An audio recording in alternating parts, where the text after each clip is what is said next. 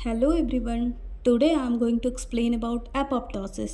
तो एपोप्टोसिस होता क्या है, किसके थ्रू होता है और किस किस पाथवे से होता है, आज ये मैं एक्सप्लेन करूँगी। तो एपोप्टोसिस को हम सब प्रोग्राम सेल डेथ के नाम से भी जानते हैं। इससे सेल की डेथ सीक्वेंसली हेल्ड इवेंट के थ्रू होता है और एक तरफ से ये बायोकेमिकल इवेंट भी है जिसमें सेल की मॉर्फोलॉजी चेंज होती है, जैसे कि सेल सिंक कर जाएगा, न्यूक्लियर फ्रेगमेंटेशन हो जाएगा, क्रोमेटिन कंडेंस कर जाते हैं और जो क्रोमोसोमल डीएनए होता है उसका फ्रेगमेंटेशन हो जाता है। Approx 50 to 70 billion cell per day die होते हैं इन अडल्ट ह्यूमन में by the process of apoptosis के थ्रू। एंड इन एवरेज जो चाइल्ड होते हैं in the age of 8th to 14th year, उनमें जो approx 20 billions to 30 billion cell per day die होते हैं। तो अब हम बात करेंगे कि एपोप्टोसिस होता कैसे है। जब कोई हेल्दी सेल इंजर्ड हो जाता है तो उसमें जेनेटिक एरर क्रिएट हो जाते हैं। अब उसी जेनेटिक एरर को ठीक करने के लिए सेल रिपेयरिंग का वर्क करता है।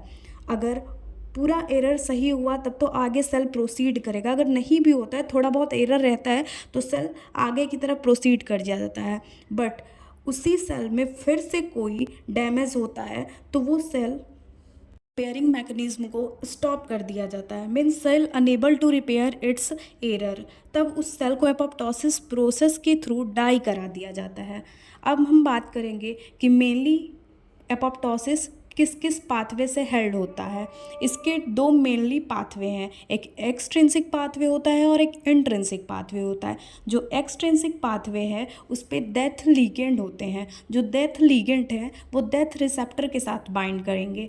जब रिसेप्टर के साथ बाइंड करेंगे तो उसमें इनिशिएटर स्टार्ट हो जाएंगे। कैस्पेज 8 स्टार्ट होगा, फिर इफेक्टर कैस्पेजेस 3 एक्टिवेट होगा, देन सेल की डेथ करा दी जाएगी।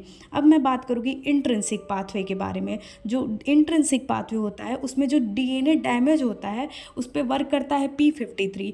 P53 वर्क करेगा तो माइटोकॉन्ड्रिया या साइटोक्रोम C को एक्टिवेट करेगा।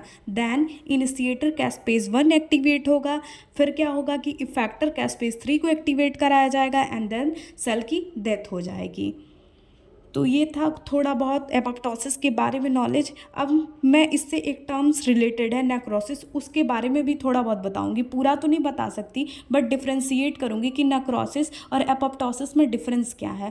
जो नेक्रोसिस होता है उसमें सेल की स्वेलिंग हो जाती है, मतलब सेल जो होता है वो सूज जाता है। एपोप्टोसिस होती है, जो एपोप्टोसिस में मैंने पहले ही बताया कि सेल क्या होता है, सिंक कर जाता है, सिकुड़ जाता है। जो नेक्रोसिस होते हैं उसमें कई सारे सेल अफेक्टेड होते हैं, बट जो एपोप्टोसिस प्रोसेस होता है उसमें केवल अफेक्टेड सेल ही डेथ करते हैं और बस एक सेल ही अफेक्टेड होता है।